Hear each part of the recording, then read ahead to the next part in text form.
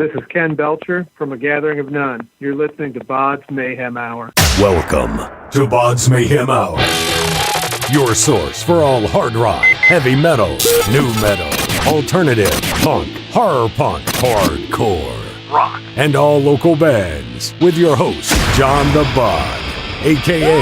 the Bodfather. Hey everybody, welcome to BODS Mayhem Hour. I'm your host, John the Bod, a.k.a. the Bodfather, and as always, I'm bringing you guys awesome interviews, and today it is an honor and privilege to have Mr. TB, Chris White, Justin, and we got Ken Belcher on here from A Gathering of None, and we're going to be talking about A Gathering of None's third full-length album, One Last Grasp at Hope, and this is pretty cool. I've kind of got to see the formation and growth of this band since TB put it together, and very, very impressed with this band. I'm very proud of this band for what they have accomplished for the short little time they've been together. So what's going on, guys? Hey, man. How's it going? Glad to have you guys on the show. Let's jump right into this. What's impressed you guys the most about making the new album, One Last Grasp at Hope? What's caught your eye about, if anything, guys? The time span that we had to record this was insane. It was unreal. Yeah. We tracked the bulk of this. I'm going to say 95% of this record in about 4 days. Oh wow! In Virginia, it was a heck of a grind. But man, it came out phenomenally considering. I mean, the production for really any length of time, really, at least for any length of time recording that I've been involved with, the production is killer. All of us were really, really pleased with what Justin did with the production. But when you consider the amount of time that we crammed all of this into and still came out with such a really, really good sounding record, I think performance-wise and production-wise, that was it was like a marathon session, and it came out sounding, I think it sounds great. Of course, I'm partial. I'm a little biased as well. I think John, what happened is we all had our game faces on. We all brought our A game, and we've been sitting on these songs for a little over 2 years. Mm-hmm. At that point, I think everybody was just kind of familiar with what they were going to do, and as is often the case in the studio, we were coming up with stuff on the fly too that we added to the songs, and that's what made the record stick out to me, is because for the first time it wasn't just me going to Chris and Ken and Justin going, hey, here are these demos, learn them, we're going to record them. This time it was approached as more, we have the 5 people in the room, we're a band, let's approach it as a band, and everybody's going to have their input, everybody's going to have stuff that they add to the songs. And I got to give a shout out to Ken, because he allowed us in his house for a week to, basically start at about 10:30 every morning and ended about 3 in the morning every day. So, thankfully, I think that his wife deserves more credit than Ken does. That's probably true. Yeah. You guys are excellent house guests. Yeah. And I did cook for you guys the one day. Everyone was sure to make sure that we cleaned up in the litter box when we were done. Absolutely. Yeah, Ken told me you guys stunk up the bathroom pretty good. So somebody did, not naming his name. It wasn't Dr. Decaf, I'm sure of it. It wasn't Dr. Decaf. No. I have the poopery. It was poopery, and it works. It works. It works if you use it, Tracy. I think what sticks out for me also is when you listen to these songs, just as even a casual listener, for the first time, which is really cool for me, for the first time you can hear that it's a band. It's not just, songs that, we were playing that, someone wrote and said, okay, handed you the run sheet, so to speak, of the song, and was like, here's what's going on. Like I said, everyone added their own spark, everybody added their own input into each of the songs, and it just sounds really cohesive. And as a quintet, man, I'm hard pressed to find 5 people that work together as seamlessly as we do. So that's the biggest thing that I took from that. That we all work really well. For the first time. For the first time, exactly. Yeah. We Exactly. didn't know how it was going to come out. We just kind of we played live together and such, but we hadn't actually sat down and been creative. I mean, obviously Chris and Ken and Tracy have been collaborating for decades, but throwing Jeff and I into the mix and at the helm, I had no idea what to expect with us working together and where everybody was going to fall in the collaboration, and it was like we were born for this. Everybody was just on the same page. When Chris and I were working on his drum part, he hopped, I take, and he go, man, I don't know about that. And I go, how about? And then he says it, and I'm like, yes, that's what I was going to say. Yes, yes. We were all on the same page. Yeah. All of us. Great. So let's go back just a little bit. I think it was maybe a year or so ago, TB, if I'm not mistaken, guys. You embarked on your first tour with the Gathering of None. Let's talk about that a little bit. How's that experience to get out there as a Gathering of None, as a band? For me, it was old hat. Because I've been doing it for a long time, but at the same time, it was a completely new experience too. Because I'd never been on the road with any of these guys, but at the same time, again, it just worked so seamlessly, and we all got along. And there were trash bags that's ready when everybody had to throw stuff away, in the van and whatnot. So I mean, it was really cool. I mean, as it being our first tour, it's no secret everybody's first tour is not fantastic as far as like turnout or monetary or anything like that. But I mean, at the same time, it was a success because I think we did open up some new eyes and some new ears to what we do. Mm-hmm. And it was again, I keep using the word, but it was pretty seamless. I mean, we all know our roles and we all know what we're doing going in, so it makes it so much easier to travel as well. So it was a good experience on my end because I hadn't been on the road at that point in almost 5 years. Wow. So it was nice to get back out and do some touring and sleep on some couches and stuff again. That was fun. A lot of people are like, oh, it doesn't sound fun at all. It is, man. It is. When you don't do it for so long, it was a part of your life for so long, and then you go to do it because it was only like 5 days, guys. And by day 4, we'd hit our stride as a band, I felt, and we were sounding really good. And then it was the last show. So we didn't get to really enjoy being, a well-oiled machine because, once we hit that point, then the last show was coming up.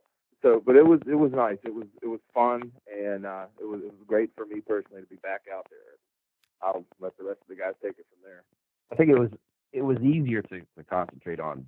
TV was saying, like, on your role as what your job is to do, in the band, what your role is on the stage that night, because all of us are older, both or Tracy and Ken and myself, all of us are in our 40s now, and we were able to kind of keep our heads focused where we needed to be. And same with Justin, same with Jeff. No one was overly concerned with and obviously the turnout it bums you out when you don't see as many people out there as you want. Like it was also our first tour, but because of each of us are age and maturity, I guess, and I guess experience, everyone it was easy for us to focus as a team on what we were doing and still be satisfied with the way we sounded each night, especially there towards the end when we really kind of were coming into our own with it.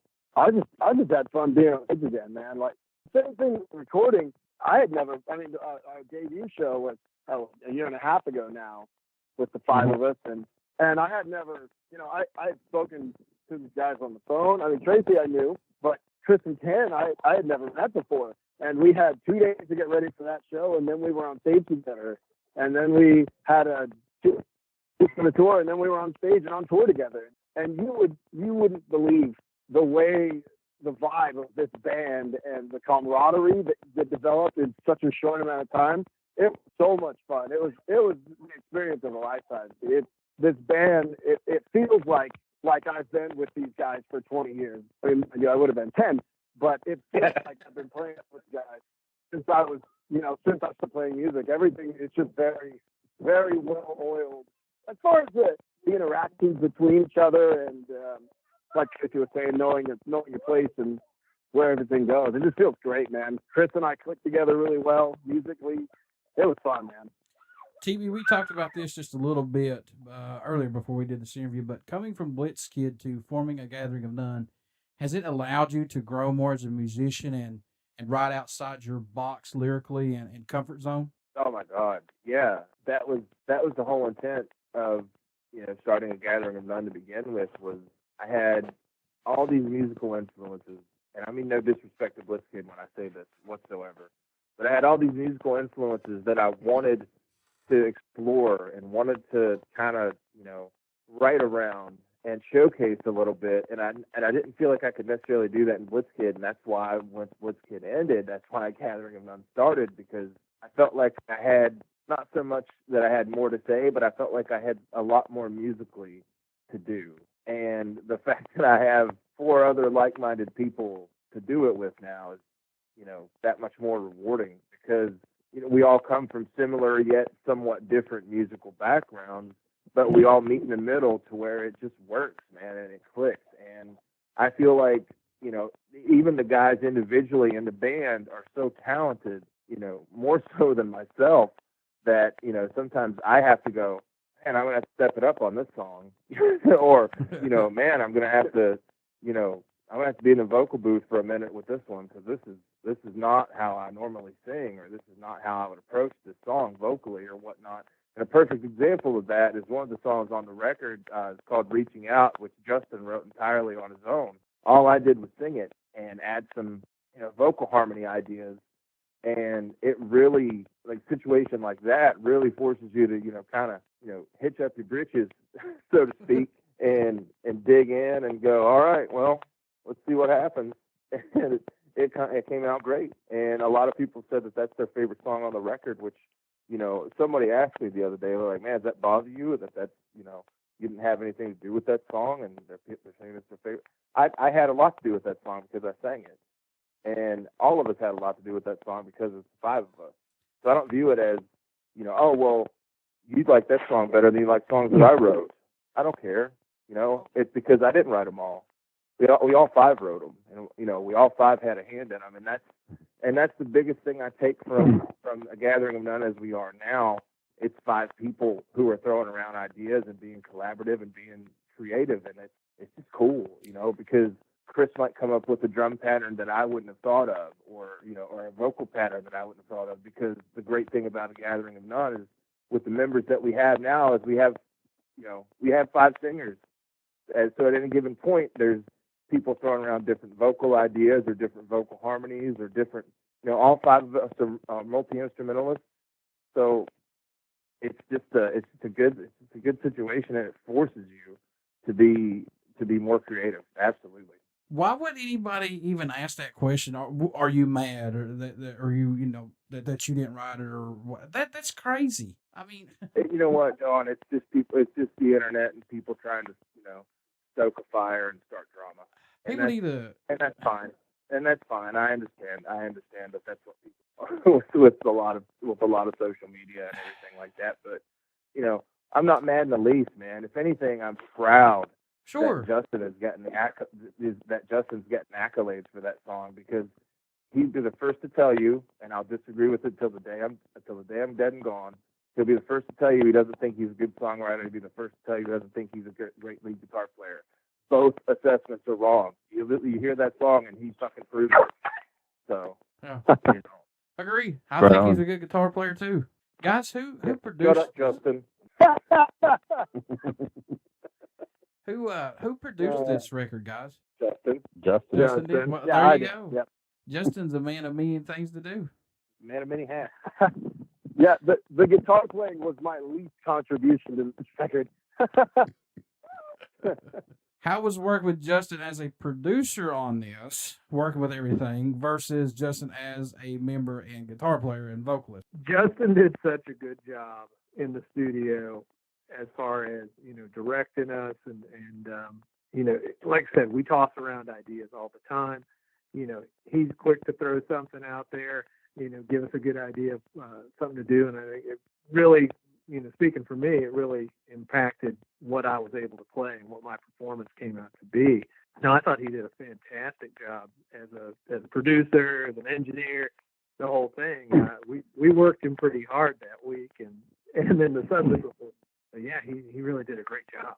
Yeah, it was a relief for me. Like going into it, I knew that Justin was going to be. That was one of the hats that Justin was going to be wearing, not just engineer, not just guitarist or whatever, but he was going to be approaching this from a producer standpoint, as well. I don't know, man. Some musicians like may or may not, be accepting of that at first. The idea of anyone, kind of giving guidance or something, or trying to help construct the bigger picture and wanting to work with you to try to make that happen. That was the first time I had ever worked with someone, in regards to having someone actually taking a producer's role, and I was relieved because it really allowed me to concentrate more so on the parts I was playing, the parts I were playing that I played, and the my accuracy, making sure that everything was played the right way. And when it came time to try to figure out, okay, does this work here? Does that work there? It took some of the guesswork out for me. Like you were saying, like we would stop a take and we were like, should this part go here or that part? And it was literally like a scenario of like, maybe you should try, and then I would finish what he was saying. I'm like, yes, exactly that. Try, let's go with that. Let's try that. And I really think it made things a lot easier. Because I guess it'd be different if I was working with someone as a producer, or a producer who didn't speak my language, or really didn't have really care for if it was just like a job for that person. But having your bro involved, and he's also your bandmate, he's working towards the same goal. So obviously the best interest for not just your the big picture, but the best interest for your parts as well, are also in mind. And I was really happy with the way all of it turned out. Including the Justin's producer role. I think it was awesome. I'm looking forward to doing it again. I agree with Chris again. The biggest thing for me personally that I noticed that what Justin brought to the table for me as a singer was he pushed me a lot harder than any other, quote unquote producer or engineer ever has when it came time to get in the vocal booth and, lay it down. And he'll be the first to tell you, as I will also, that I got very frustrated at times with him because he was trying to pull stuff out of me that he knew I could do that I just wasn't hitting the mark on right away. But we stuck with it, and he would just be like, "Oh man, just calm down, just relax, you got this, you could pull this out. I can hear you doing this, man. It's fine." So for Justin to not only like step outside of his role as the dude that plays guitar next to me every night and is my bandmate, and also be that comforting as a producer and go, "I know you can do this better than what you did it, so let's do it again." Not only is shows a lot of confidence and a lot of trust on his part, but a lot of confidence and a lot of trust on our parts too, because every suggestion that he made for me, personally vocally, I was like, I would do it and I'd be like, "Oh, well, that totally sounds better," or "that does work," or whatever else, and I think it was, for me, it was a matter of just, you kind of have to, in the studio, any musician will tell you, whether they're, recording a demo or they're recording a multi-platinum debut album for Sony or whatever, they'll tell you that the studio can be very nerve-wracking, it can be very intimidating, and you have to know what you're doing to a degree toward the songs before you even get in there to do them. But what Justin brought out for me vocally was he was able to capture out of me what I feel is probably my best vocal performance on anything I've ever done.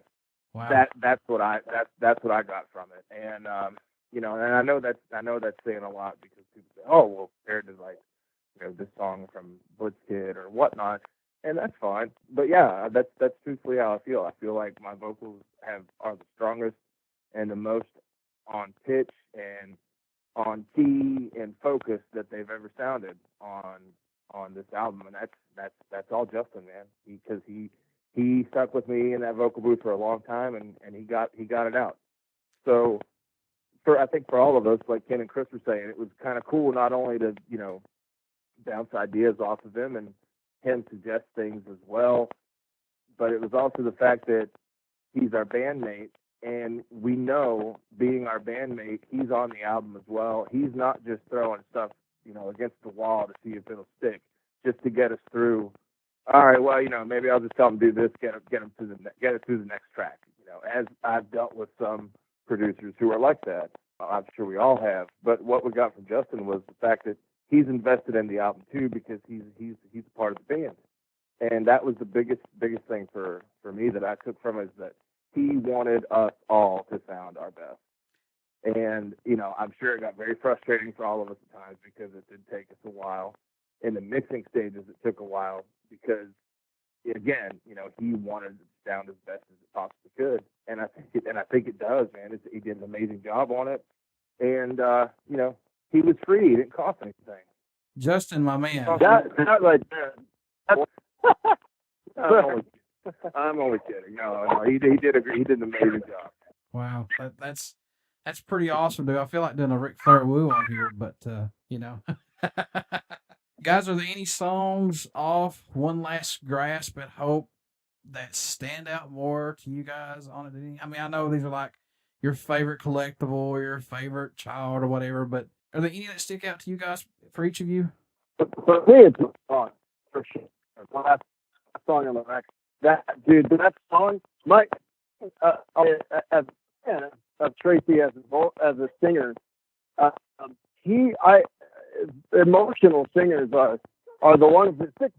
Singers change. Well, I can say that my buddy did that for me, but when we started doing these demos and when I heard the original song, I was like, oh my God, what are you doing to me, Tracy? But I'll tell you, man, when we got in there and every piece of it that everybody did just pushed towards evoking the emotion, and Tracy, his vocals was such an emotional experience, and having Chris doing his harmonies, and when I mixed in my harmonies, at the end of the when I sat down in my car and heard the first mix, it literally brought me to tears. It was just so heavy and beautiful, and I immediately sat my wife down and told her, "You got to hear this," and it brought her to tears. So it's I'm so proud of that song and just everything about it, the way it came out.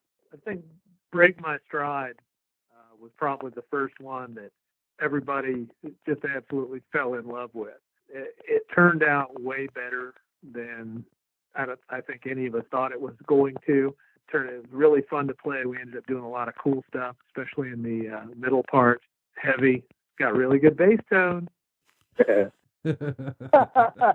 Something cool I'll say about that song is at the the first night we were there at Ken's house, Tracy and Chris and I were sitting in the booth and we were talking about the end part, the little vocal part at the end of Break My Stride, and we were just kind of noodling and having fun and singing, and we posted a video on Facebook of the three of us singing that harmony together. We just kind of winged it and did it on the spot, and it was so fun. That was kind of the initial, hey guys, this is gonna be fun, isn't it? This is gonna work out. It was really cool that, and we had a blast the whole time, even though, and like they said, there were a few tense moments where people get frustrated in the studio. It happens, but that was a really fun moment, and that carried into the rest of the song. It was a lot of fun tracking that song. And the way it came out was really cool. You use the perfect analogy. It's like picking your favorite child or whatnot. I have to say that, and this is not a stock answer. I know it's going to sound like a stock answer, but I have to say, because and the guys will tell you, when I was first bringing these songs to their attention, and their infancy and their demo forms, I would even tell them, like, man, I'm not so sure that this is going to be that cool of a song for the album because I don't know where to go with it. You know, I don't know if there's much we can add to it to spice it up or whatnot. You know, so I think, again, it's a testament to how well the five of us work together. We made, for me personally, like I said, my own personal doubts for certain songs that I had written that I didn't necessarily like as much as the others are now some of my favorite tunes on the record because everybody added, like I said, they added their own spice to it and everything. And we made a beautiful stew, as it were. It was cool, man, because, you know, now I listen to the songs and I think back to me, like talking to them going, yeah, dude, I don't know about Break My Stride. I think it might be kind of redundant. And now if I'm listening to the record, that's one of the first songs I play.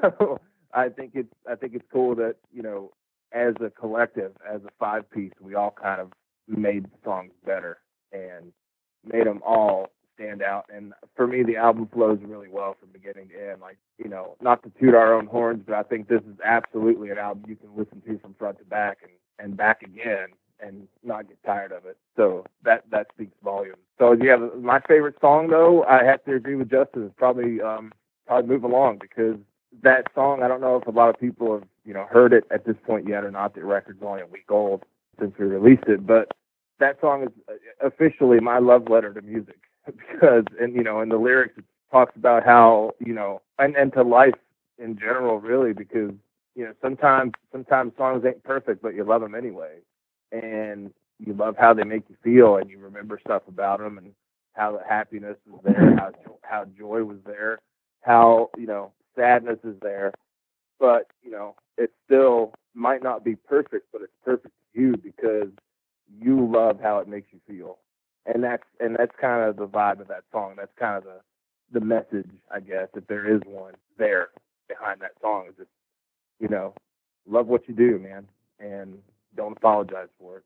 I think everyone approached all of the songs that way, like what, you know, trying to bring out, you know, not just the best of your own performance in a song, but the best, you know, for the song, you know, for the songs themselves, you know, and everybody, you know, had freedom to, like, you know, yeah, all the songs were written, you know, by Tracy or by Justin, but everyone was given all the room we needed within the framework to contribute and collaborate together. There's all kinds of neat little bells and whistles, little ear candies and such, and things that, you know, we were able to kind of expound upon and not just, you know, doing so to make the song like our own, so to speak, but to you know, to take what was already a beautiful idea, you know, as far as, you know, the song in terms of, like, you know, its meat and potatoes kind of form, you know, to take it past the meat and taters and make it, I mean, just something that all of us could stand back and be really proud of, not just as, you know,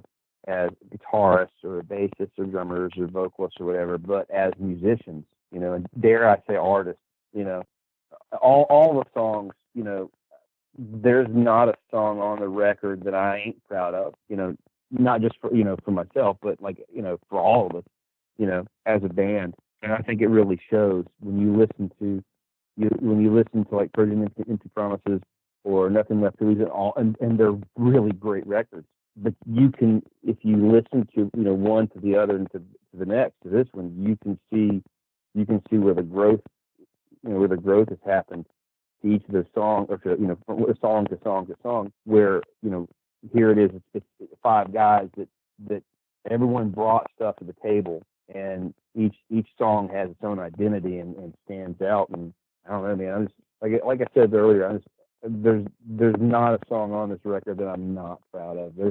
I sing these songs to myself on a regular basis because they're just, you know, not just for having played them for so long, but just, you know, because I dig them. I can't help it. They're just, you know, they're really good. It's just good music.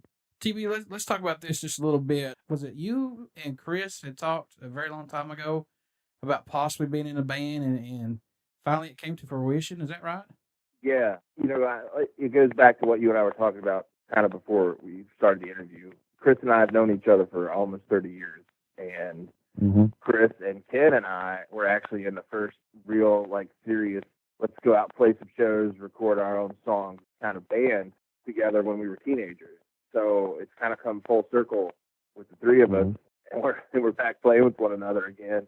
And so it's kind of neat in that regard. But yeah, Chris and I have remained, close friends and, musically connected at the hip since we were 13. Since we were 13 years old, man. And, Chris and I have talked over the years, even during Chris's, Chris and I's time away from one another when we were doing Blitzkid full time, but Chris also had a big hand in that because Chris was kind of like the fifth Beatle for that band. He would help us demo songs. He would, sometimes write songs with us, and he would also play for us still too from time to time. So Chris has always been, part of things with me in my, quote unquote musical journey, I guess, as it were. And, over the years before I even, Gathering Unknown was even thought of, he and I would be like, man, I really just wish that we could just be in like a good, heavy rock band together, dude. That'd be great. And, lo and behold, here we are. I mean, like I said, we talked about it for years, and finally, when Nothing Left to Lose, when those songs were being demoed and everything, I finally, broke the, I finally popped the question to him, and he accepted it. My involvement, my coming to be a part of A Gathering of None literally happened basically the same way me, being in Blitzkid came to be. It was a phone call. Back then, it's like, dude, I've got these songs, I want to record them, and I want to try to get them off the ground. Will you be my drummer, and will you, play? And that's what we did. And of course, the rest as far as Blitzkid is concerned. All these years later, in the different bands, back and forth over the years, later, and we would still stay, involved with what the other one was doing musically, whether it was, me continuing to help or do something, with Blitzkid or TB, like demoing and writing material with me at my house, and like we'd 4-track it and stuff. I still have some of those 4-tracks floating around. We've always stayed, connected, not just as buddies, as best friends and stuff, but as musicians. And it was something that we had talked about, like maybe we'd get a chance to do that again, to be in a band together again. Like you said, even before we were in Blitzkid, like our first real band, like real actual, band when we were young teenagers was together, and with Ken, and it literally it came down to a phone call, after the Purging into Provinces disc came out, when he called and said, hey man, I'm wanting to do another record, and I want you to play drums on. I want to make this a real band. You want to do this with me? And of course, here we are. And it's really cool to see it come full circle, because Tracy and myself and Ken, like we've been buddies since we were young teenagers. And to be able to be in a band again together all these years later, and not just a band, but on what we feel a band of this caliber, that's just pretty freaking cool, man. Do you guys do anything differently during the writing and recording process to help you keep your minds fresh and open and not let the music get stale? Because I know it gets frustrating, and I know that it does that from time to time, but do you guys do anything differently to help each of you? We drink a lot.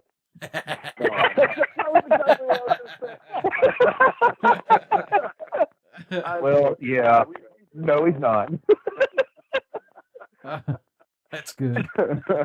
I know that as far as writing is concerned? During the writing process, I think living hundreds of miles away from each other is helpful.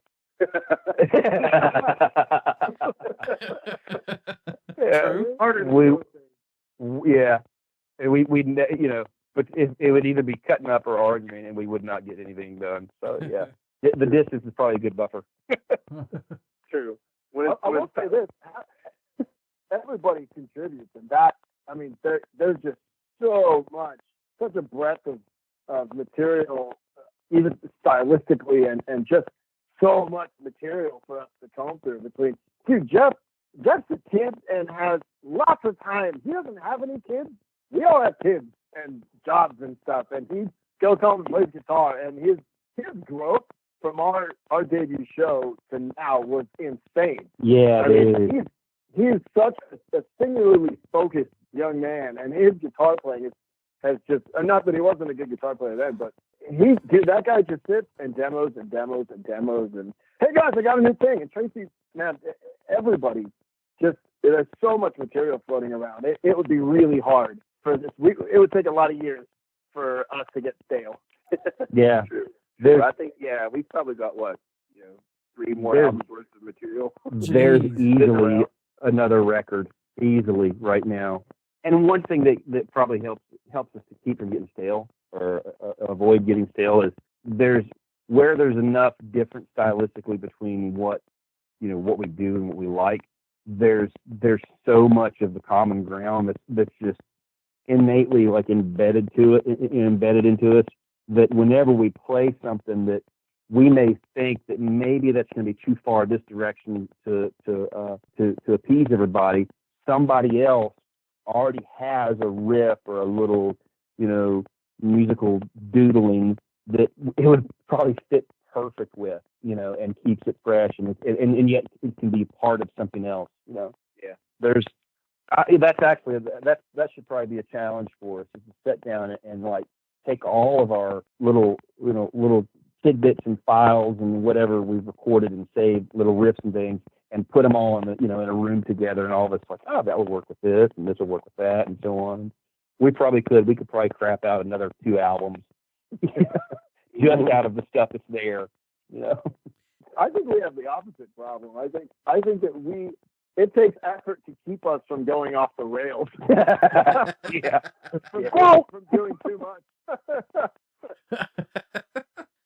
So what can fans expect at a show from A Gathering of None once you guys take it back out on the road again? What are they going to expect, guys? You know what? I think because we've not done it, as much as other bands or whatnot, but I think the live shows that we have played, I think one thing that people can expect from us is energy, man.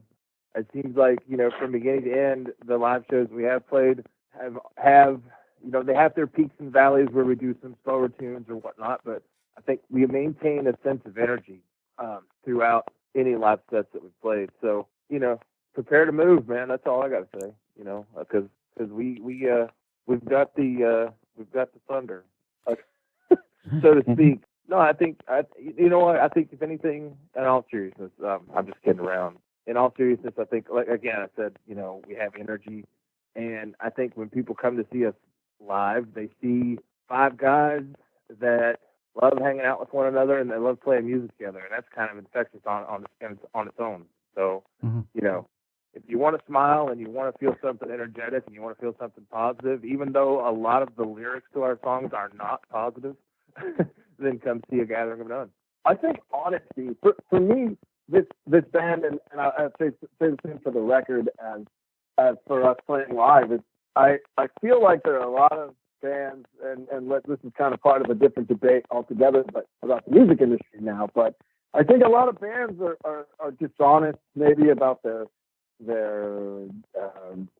point of view, maybe, but man, for Tracy, to me as a vocalist, and all these people as musicians that are in this band, I feel like we're very honest and very real about our playing and our emotion on stage.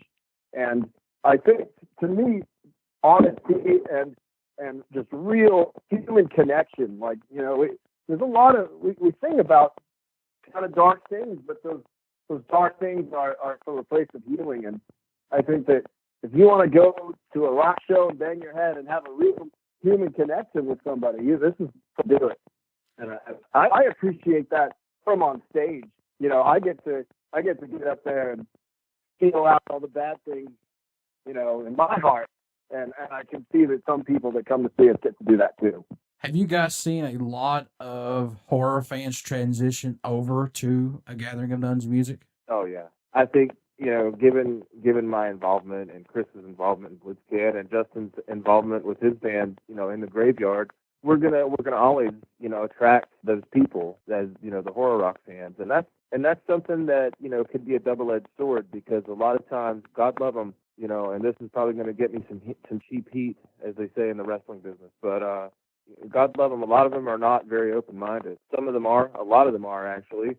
So it's 50-50. I mean, we have a lot. I've had people, directly message me online or whatnot, say, hey, man, I'm glad to see you're still doing music, but I'm not really that into it. And that's fine. And that's cool. That's fine. Different strokes for different folks and all that. I get that. But, and I appreciate the honesty in a statement like that, because that's one thing I've also learned about, fans of the horror rock genre, is that they'll let you know where you stand with them really quick. And, for our part, a large part of them have accepted us and have, been very open-minded to what we're doing, even though it's not necessarily akin to what they might love to hear. We've gotten a lot of support from that community, and it's, for better, for worse, man, it's something that the three of us, Chris, Justin, and I, are always going to be a part of, and that's not a bad thing. But for the most part, it's been positive, and yeah, we've had a lot of people, that transition over, especially a lot of the overseas folks, have, reached out to us via Facebook or on, email or whatnot, and to me privately, and said, hey, I'm really glad to see that you're still doing music. I don't care that it's not, genre X. I'm still glad that you guys are doing something. And that's cool to me, because, like I said, there are some that are just like, well, that's not horror rock, so I'm not going to be into it. So, cool that he's making music, but not for me. And that's fine. I have bands that I'm like that with. Everybody does.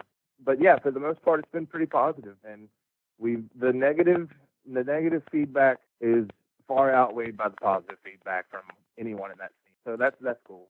Each of us are kind of focused enough to not really care too much about, like, if there's negative there, well, okay, whatever. That's your trip, and that's cool.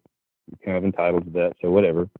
And then, I think part of it is, I think Tracy and Ken can speak to this too. Part of it's just being kind of old and crotchety.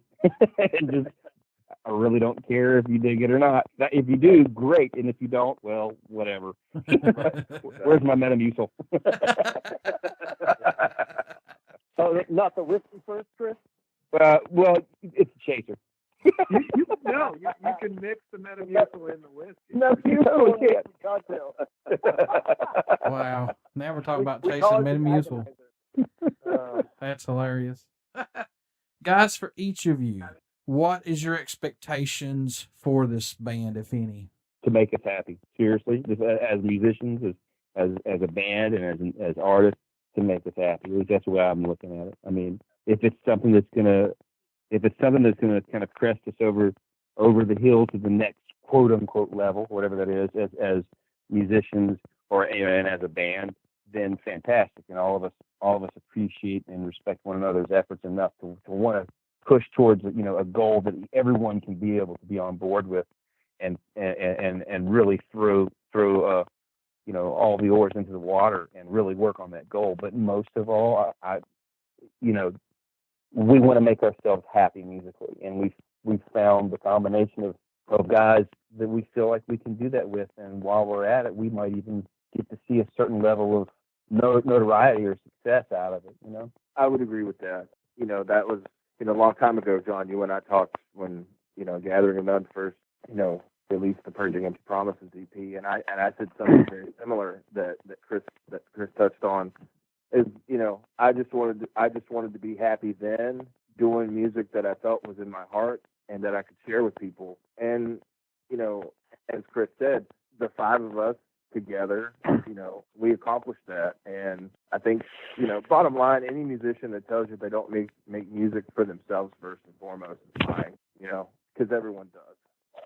That's why anyone starts to do it. And for us to be at a point in our lives now individually where we're all kind of centered on what we want out of life, we can kind of step back and go, well, you know what? This is what we like to do and what we're going to do.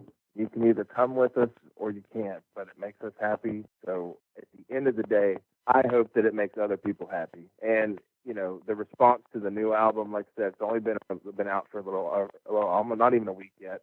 But the response we've gotten for the new album is, if it's any indication, man, it's making a lot of people happy, like it just makes us happy too. So that's all I can ask for, man. I don't have any grandiose expectations of, quote unquote success. Success can be measured in a lot of different ways, man. Success to me is getting an email from this kid named Kevin Shave the other day, who told me that our music has helped him through some very trying times in his life. That's a success. Yeah. The fact that, dude was in the hospital with back problems and, had to have spinal fusion surgery, and it was in excruciating pain, and turned on our stuff to help him feel better through that. That's success, man. That means more to me than any amount of money ever. So as long as we keep pushing those buttons for people and for ourselves, we're good. Yeah. I've even reached out to you before and said, hey, look, I've had my dad on my mind the past couple of days, and this song right here from Gathering of None has really helped me through it. So it brought back good memories. So I get it, man. That's the best thing you could ask for as a musician, as a person that writes songs. If something that you wrote that you wanted to get out about how you were feeling about a certain point or situation resonates with anybody else, whether it be everybody else in your band or, anyone else in the world, whether it's 1 or 1 million people, man, that makes all the difference in the world. How can folks stay in touch with you guys, buy this new album, tour dates when you guys do take the show on the road? How can they do that? I'd like to take this time to give everyone Tracy's personal number.